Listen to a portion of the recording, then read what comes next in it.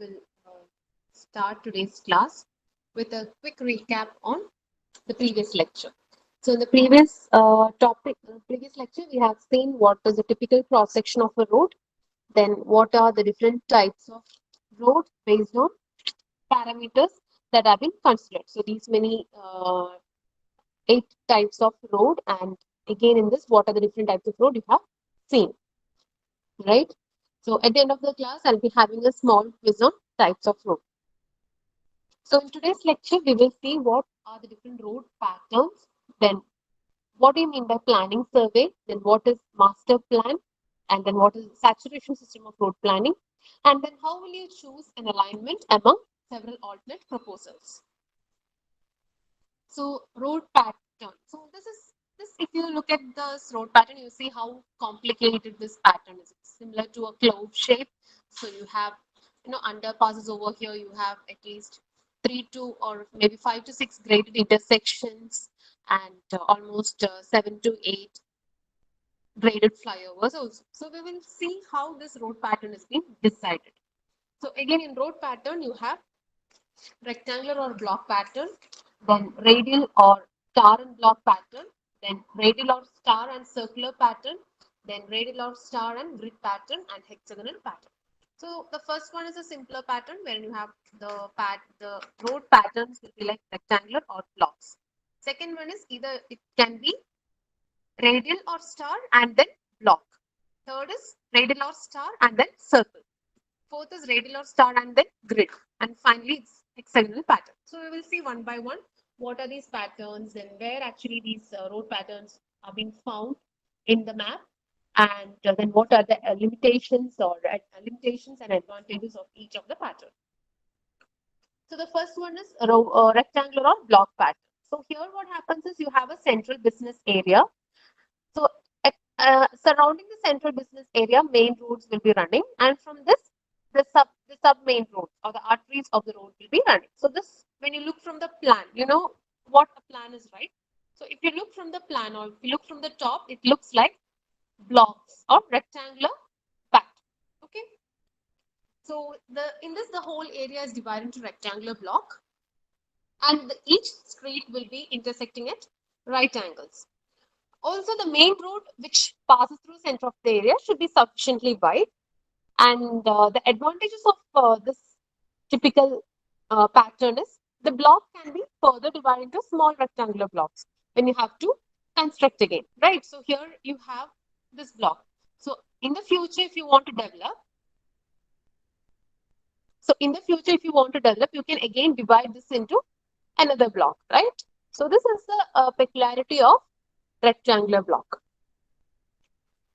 And then the construction maintenance of this road is also quite comparatively easy. So that we will see when we come across the radial pattern.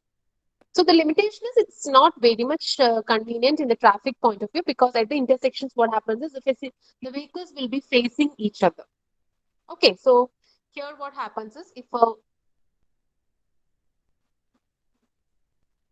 a vehicle has to go over here and there might be a vehicle here. So it might be facing each other to pass across. So that is no limitation for rectangular or block pattern. So this is a typical example for rectangular block pattern. You have the city of Chandigarh. So here this is the city center. Okay, so you can see how how the entire area has been divided into sectors or phases. Okay, so you have the road, you have Chandi Path, Udyog Path, Janmarg, and Paschimar, and you can see the sectors also being divided. Is there anyone in this class from Chandigarh?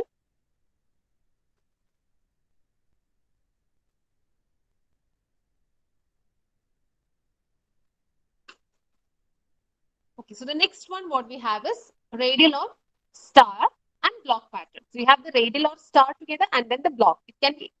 It's either known as radial or star. Why is it radial or star? Because from the central business area, the radial roads or the sub roads are radiating from the center. So when you look from the plan, it looks like a star form, right? And or it can be considered as the radial roads. That's why the radial or star. And then finally you have the blocks. Okay, so these are the radial roads, and then you have the build-up area. So here the entire area is divided into network of road radiating from the central business area.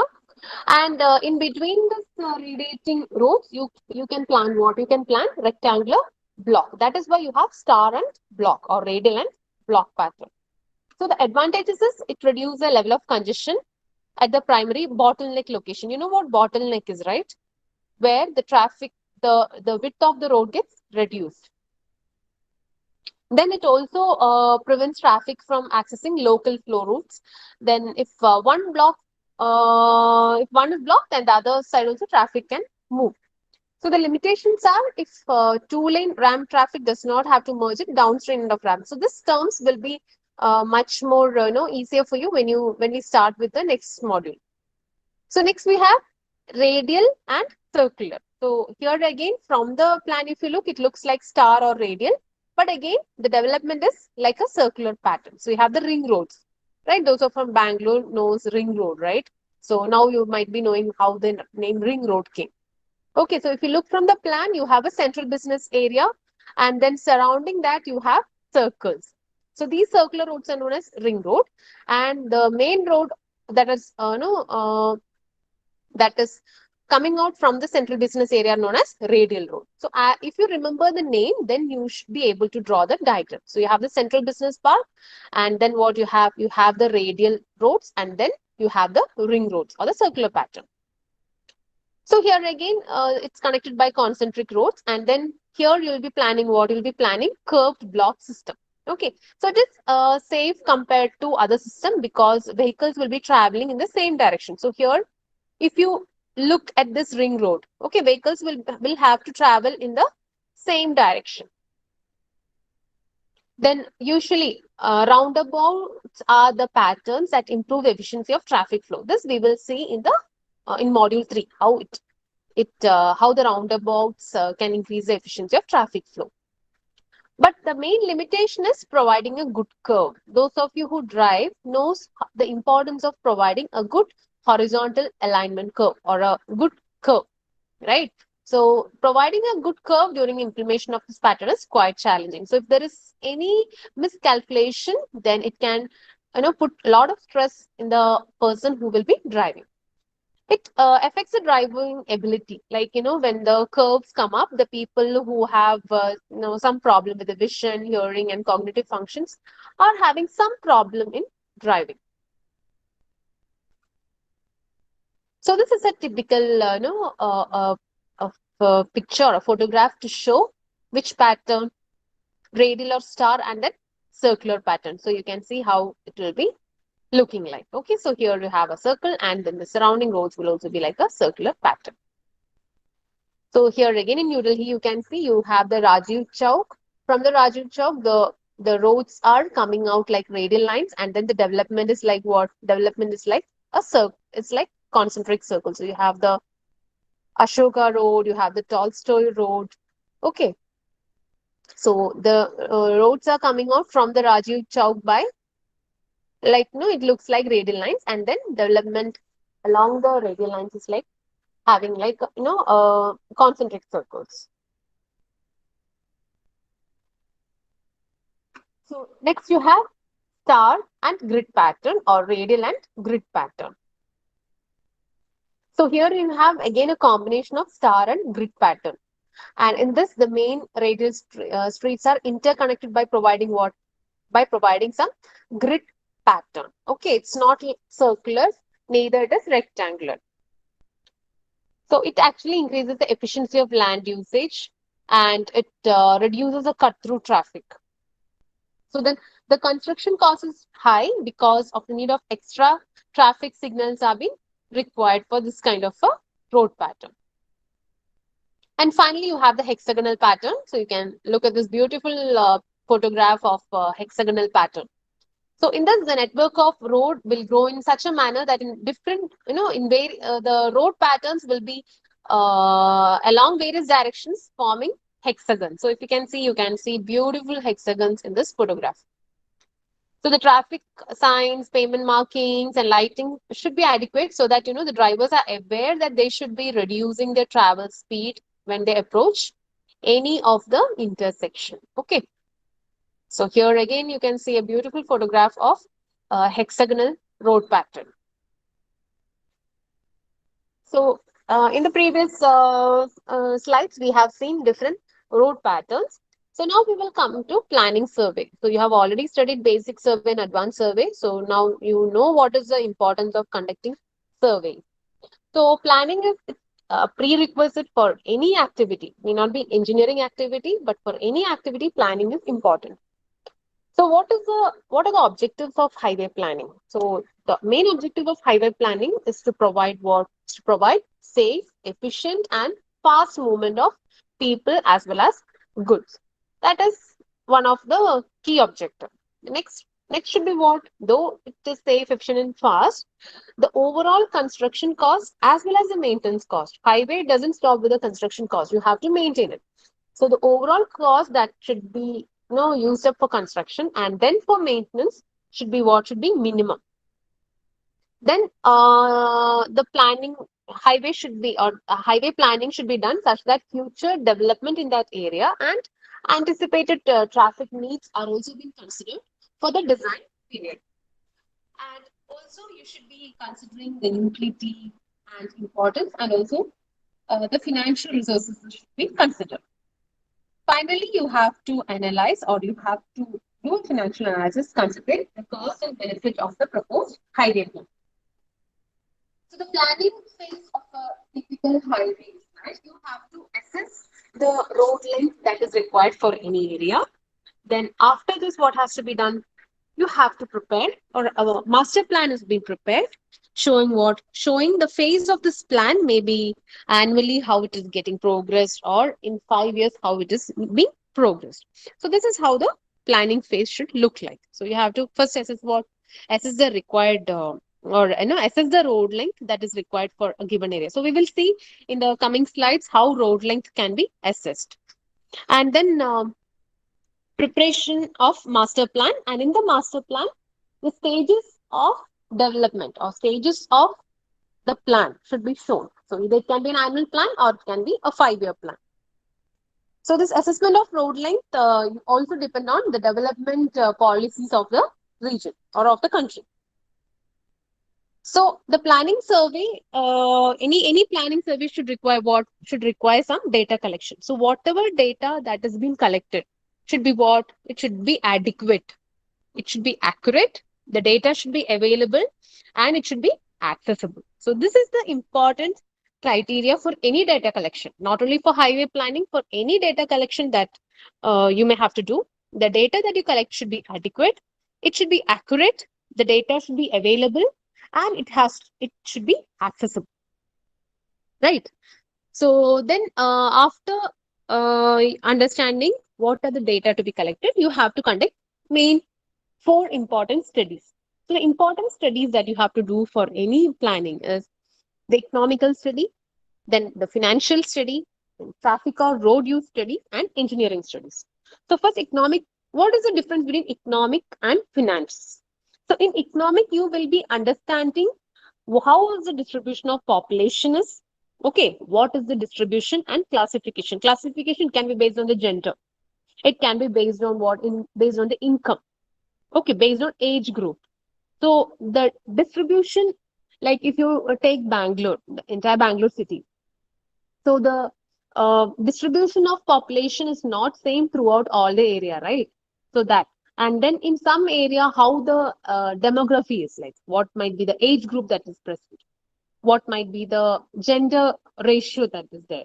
Okay, and then from this you have to assess the population growth. I think population growth you have already studied in WSTA how to compute the population growth given the growth rate. Okay, and then you have to list agricultural and industrial development in that area. Based on this, the future trend has to be estimated. And also, future trend can be estimated, and also you have to assess the income per capita, banking, and post office. So after then another important study is financial study. So in financial study, you have to assess the source of income, then what might be the revenue that can be generated from taxation on road transport, Then what is the current living standard? Right, based on this only you can propose any highway plan. The living standard is also really important. From this, you have to assess the future trend. So, future trend can be assessed from the number of vehicles that are registered this year, and you can also compare the number of registration of vehicles maybe in the previous 2 to 4 years, and then from the growth rate, you can extrapolate for the coming years. After this financial study, you have to look into traffic or road use study. Just because a highway has to be planned, okay, you have to look at what might be the use for this proposed plan. So to understand the road use study, you have to look at the current traffic volume. Traffic volume in the sense number of vehicles. It can be per time or per hour, or it can be per distance. So there are different units how you measure traffic volume. So in case if you're taking traffic engineering as an elective in your coming semesters, you will understand the different methods of measuring traffic volume. Then, what is the trend of traffic flow pattern? Then, origin and destination study. Okay. Then you have the facilities for mass transport. Then, what are the rate of accidents? Then, how much cost has been going into these accidents? Because whenever accident happen, either it might be at the cost of the road users, or it might be at the cost of some facility that is provided on the road.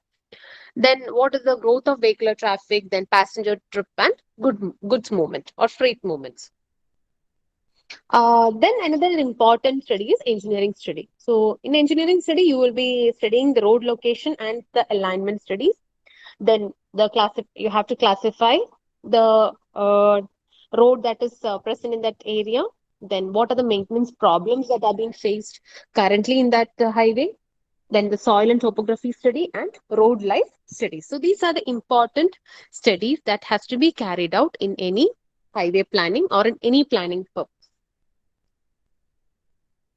So planning phase is usually been carried out in 4 phases. You have phase 1, phase 2, phase 3 and phase 4.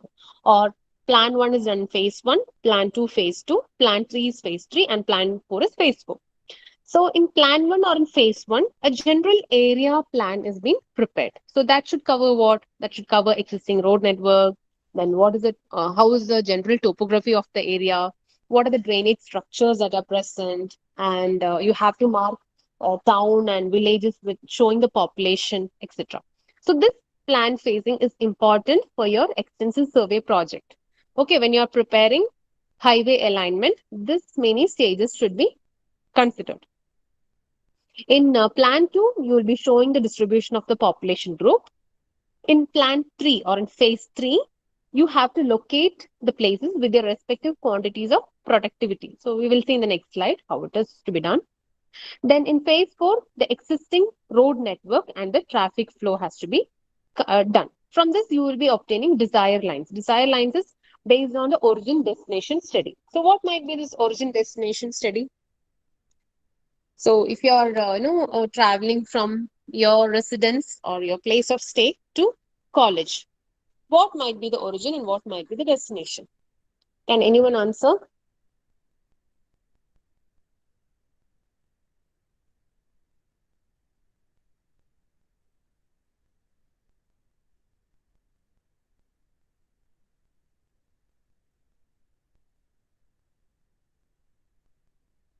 So you're not even able to answer what the origin and what the destination should be.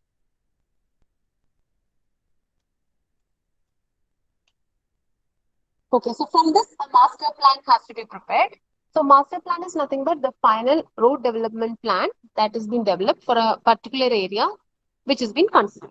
So sometimes it can be only a block, or it can be taluk, or it can be the entire district, or the entire state, or even the country as a whole. So that is how master plan has been prepared after conducting all these studies and then the plan preparation. So master plan should be done in a scientific way. So out of several proposals that has been suggested, planning survey, they choose a proposal which has maximum utility, right? And then a priority will be fixed up to take up this highway proposal or highway plan proposal accordingly, maybe in a 5-year plan or as an annual plan. And then traffic study is being conducted by to identify the congestion which need to be attended immediately to select the type of payment. And then comparison on economic activities of different areas has to be done. And then based on the future trends and the development of an area, fact findings for future trends has to be done. So then preparation of master plan, I've already told you it is done how based on the 4 plans that has been developed. That is plan 1, 2, 3, and 4. So from this, you have two different concepts. One is the target road length. Second is the optimum road length. So target road length is mainly depending on the basis of area, population, or productivity. So numerical based on this target road length, we will be seeing in the next class. Next class, we will be seeing what are the development plan, 20-year development plan. So you have first 20-year development plan, second, third, and fourth. So in your syllabus, third and fourth development, third and fourth development plan has been discussed. So in both the cases, the computed target road length is different. So we will see how that has been computed and how for a given area, the target road length can be obtained. And then you have optimum road length. So optimum road length is based on the concept of saturation system. Okay. So now we will see what a saturation system is. So in a saturation system, the maximum utility of the area or of the proposal is being considered. So I've told you, you have two different options of choosing the road length. One is based on the target road length, which has been suggested or which has been proposed by the 20-year development plan. Second one is how you have based on maximum utility, you choose what you propose optimum road length. So this maximum utility system or saturation system has been proposed by USA. So in this, optimum road length has been calculated on the basis of what? On the basis of maximum utility per unit length of road. So suppose you propose a road or you propose a highway, what will be the maximum utility that can be extracted per unit length of the road?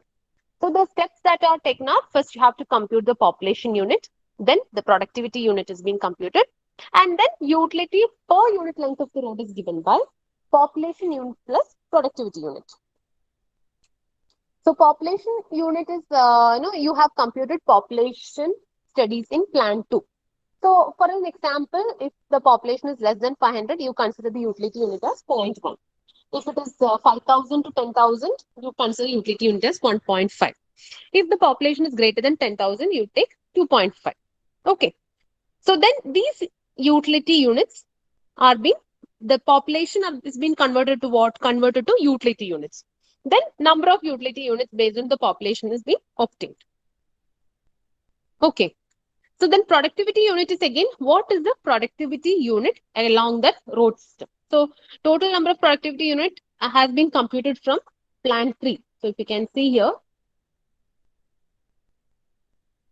Yeah. So in plan 3 or in phase 3, location of places with the respective quantity of productivity was being estimated. So here you will be getting the productivity units. So that should be including what? Agricultural as well as industrial unit. So here again, some appropriate value can be assigned. Okay, so like if it is 1,000 ton, we take it as 1 unit. So it may not be same for all the teams. But if if there is a proposal for a highway plan from Yelahanka to Doddaballapur. So what has to be done is you will be having several alternatives, right? So the population unit and the productivity unit will be considered, and then it has to be converted to these many units. So if you have, so let us take an example here. Right, you have A location here and B over here. So let us take, you have alternate 1 like this. Then maybe alternate 2 like this. Then maybe alternate 3 in this pattern. So this is a proposal 1, proposal 2, and proposal 3. So along proposal 1, you compute population unit and productivity unit. Along the proposal 2, you compute population and productivity unit. And along proposal 3, you compute population and productivity unit. Sometimes what happens is you might say that, see, A to B is the shortest route. So that can be opted. But it may not be the same way, because here we are considering what? Saturation system with maximum utility. So sometimes over here the productivity might be more or the population might be more. Sometimes here the productivity will be more. Maybe here population and productivity might be less. So based on the maximum utility, you will be choosing the alternative. So now what you have to do is, once you get the productivity unit and population unit, you add both and then you get utility per unit length of the road. Okay. Then what has to be done is, utility rate has to be computed. So that is computed by taking the total unit that has been scored. That is the total utility divided by road length of each system. So here, if you see, the road length for proposal 1 might be more, right? So based on this, what happens, based on maximum in whichever proposal or whichever proposal was giving maximum utility per unit length, that proposal will be chosen as final road system. Okay.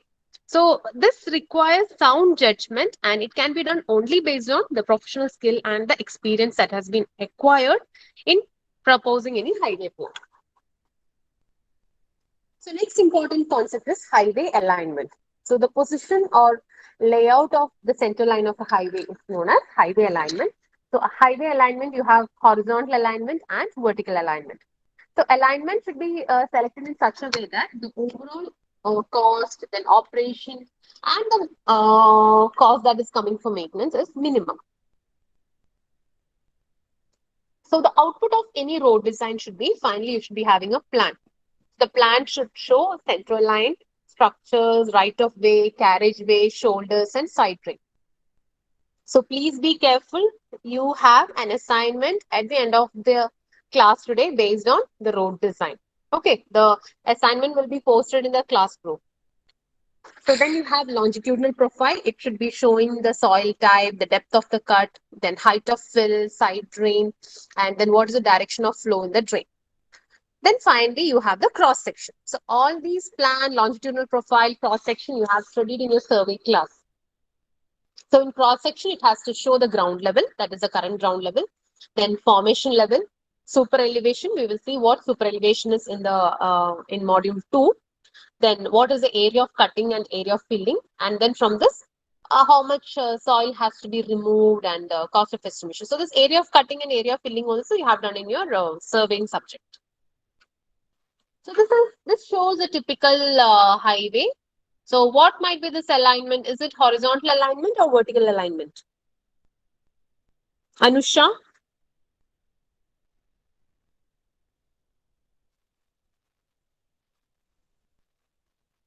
Yes, ma'am. Yeah, is this horizontal alignment or showing a vertical alignment?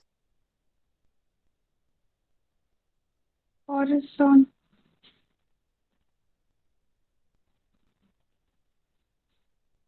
Horizontal. What is the difference between horizontal and vertical alignment?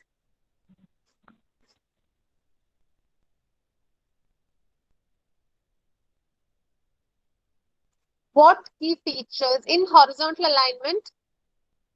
What will be the nature of drawing that you'll be getting?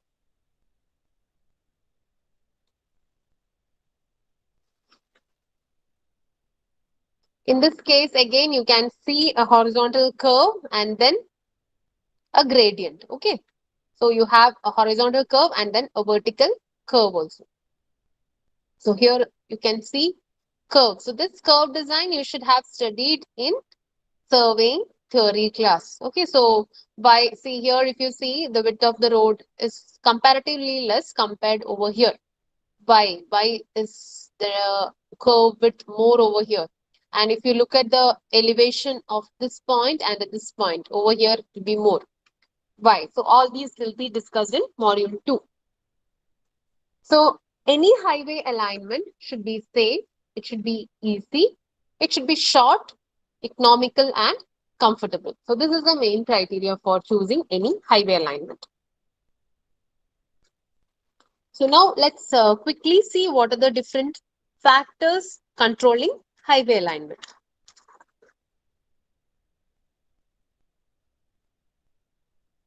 So you can see the class and the purpose of the highway, then obligatory points, type of vehicular traffic, gradient, horizontal curve, side distance, obstructions, cross drainage work, bridges, railway crossing, then formation bed, earthwork, agricultural land and dense forest, existing right of way, and public demand. These are the main factors that control highway alignment.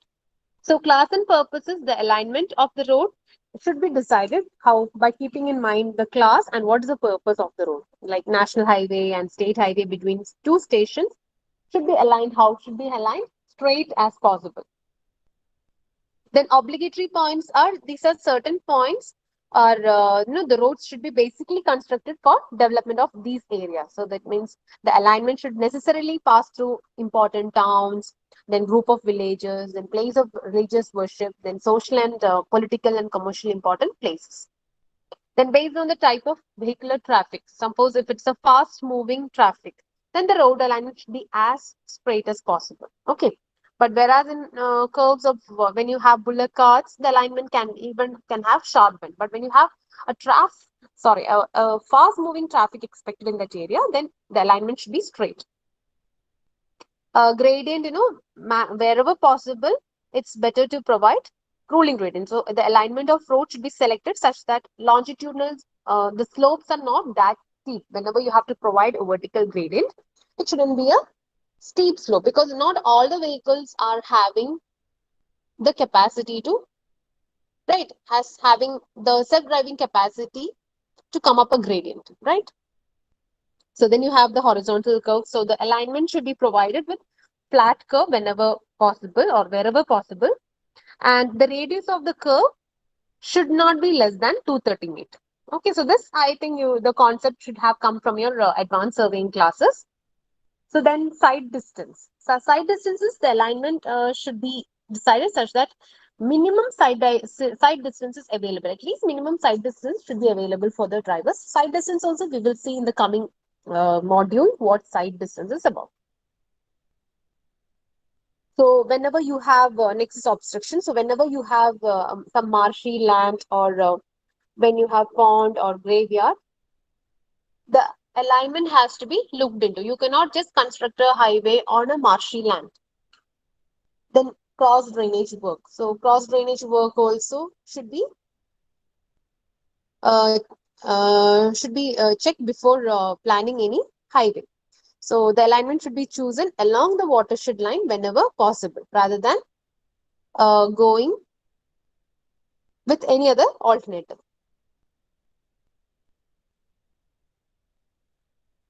So whenever a river has to be crossed, you know the purpose of providing a bridge, right? So whenever a river has to be crossed, the site should provide what? Should provide all the requirements that is required for proper bridge construction or for a good quality bridge construction. Then the alignment of the road should cross the river at 90 degree. Otherwise, you may have to provide a skew bridge. So the alignment should be such that the bridge should have to cross the river in 90 degree rather than providing any other angle. Then the alignment should be in such area that good formation bed is being available. So that also we will see in coming model wherein what CBR test is and what is the importance of good highway material. And also a good alignment should cross a railway crossing at what angle? At 90 degrees. So for bridges and railway crossing, the alignment should cross at 90 degrees. So then also when you're choosing the alignment, you have to remember that agricultural land and dense forests are expensive and costly affairs. So maximum possible agricultural land and dense forest should be avoided. So when you have existing right of way is nothing but the area that has been left when any highway has been developed for further expansion. So when there is a possibility of utilizing this right of way, that should be utilized rather than looking for some other land that has to be acquired. And finally, the selecting alignment of the road should meet what? It should meet the public demand.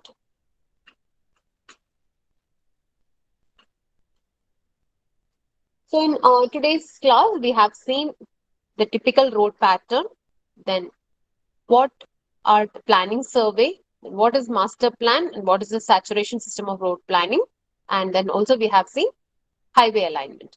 So in next class, we will see road development plan and policies. So in this, you have salient features of third 20-year road development plan, fourth 20-year road development plan. Then what is the present scenario of road development in India, that is NHDP and PMGSY. Then present scenario of road development in Karnataka, mainly KSHIP, KRDCL, and then road development plan vision 2021. So this is nothing but from fourth or 20-year road development plan.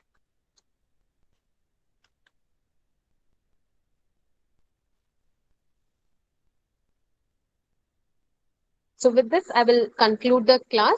So in the next class, we will see the road development plans and policies.